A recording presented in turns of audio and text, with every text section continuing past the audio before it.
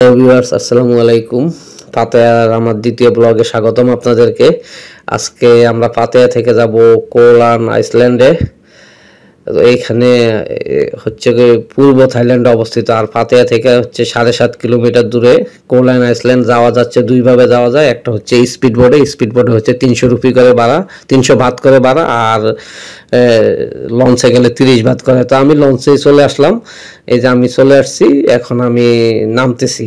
কোলা island চলে এসে এই যে আমি লঞ্চ থেকে নামলাম। এই যে দেখেন, লঞ্চ থেকে নামার সময় মাছ আর মাছ, এই যে একদম এটা হচ্ছে তীরে, এত মাছ, এত সুন্দর দৃশ্য, পানিগুলো খুবই পরিষ্কার। তো এখান থেকে আমরা হেঁটে চলে আসলাম। এসে এখানে হচ্ছে সবাই যেটা করে, স্কুটি ভাড়া নেয়। 300 বাত করে, 200 বাত করে, 400 বাত করে। তো স্কুটি ভাড়া নিয়ে নিজেরা চালায় সারা দ্বীপ ঘুরে দেখে। তো আমি তো স্কুটি চালাইতে যেতে পারি না, তো আমি কি করলাম, ড্রাইভার সহ ভাড়া নিয়ে রওনা দিলাম।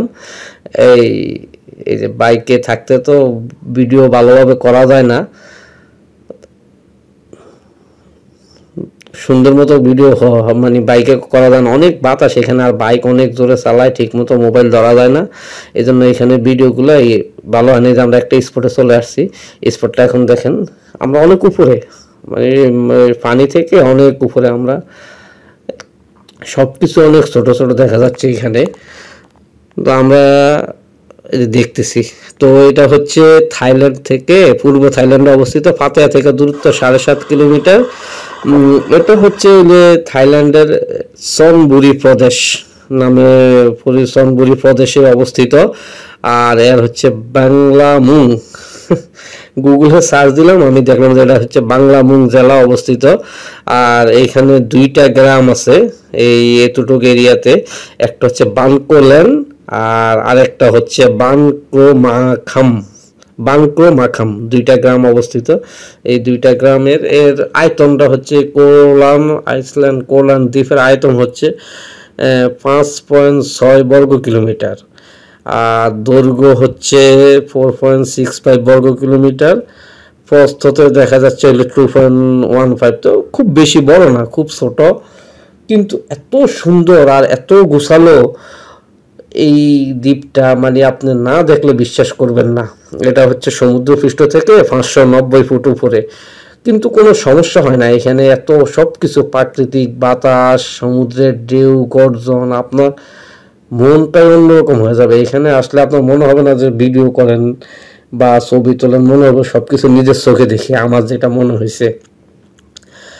তো আজকে হচ্ছে যে আমরা আরেকটা স্পটে এখন যাচ্ছি। বাইকে থাকলে, যে বললাম যে বাইকে ঠিকমতো ভিডিও করা যায় না, বাইকটা অনেক স্পিডে চলে। আর এছাড়া হচ্ছে এখানে অনেক বাতাস, রাস্তাগুলো অনেক বড় বড়, ফাঁসে দিয়ে অনেক গাড়ি যায়।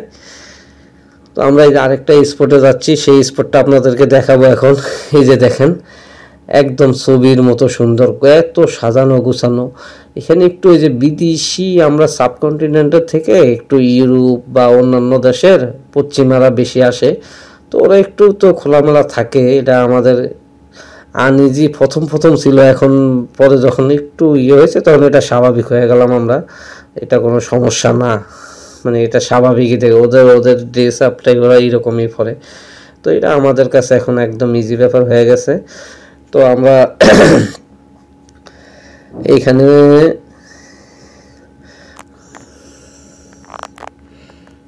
আমরা এই স্পট থেকে আবার আরেকটা স্পটে যাব। স্পটে যাওয়ার পরে হচ্ছে আমরা দিন থাকতে থাকতে আজকে আবার আমরা ব্যাক করব। এই যে আমি আমার মোবাইল দিয়ে সেলফি তুলতেছি, সেলফি ভিডিও করতেছি। এটা আসলে বোঝানো যাবে না, অনেক সুন্দর, অনেক সুন্দর। আল্লাহর প্রকৃতি যে কত সুন্দর, নিজ চোখে না দেখলে বোঝা যাবে না। তো আমার হচ্ছে থাইল্যান্ডের আজকে হচ্ছে দ্বিতীয় দিন। আজকে পাতায়ায়, আজকে রাত্রে আমি স্টে করবো এখানে। স্টে করে আমি আবার কালকে সকালে, আল্লাহ যদি বাঁচায় রাখে, তাহলে হচ্ছে ব্যাংকক চলে যাব কালকে। আপনারা আমাদের সঙ্গে আজকে ভিডিও থেকে আমরা বিদায় নিচ্ছি। আপনারা আমাদের সঙ্গে থাকবেন। অনেক টায়ার্ড ছিলাম, এখানে অনেক রৌদ্র আজকে। সবাইকে ধন্যবাদ, সবাই ভালো থাকবেন। যেহেতু আমার চ্যানেলটা নতুন, সেহেতু সবাই আমার চ্যানেলটাকে সাবস্ক্রাইব করবেন। আমি আরও ভালো ভালো ভিডিও দেওয়ার চেষ্টা করব। সবাই সঙ্গে থাকবেন, সবাইকে ধন্যবাদ।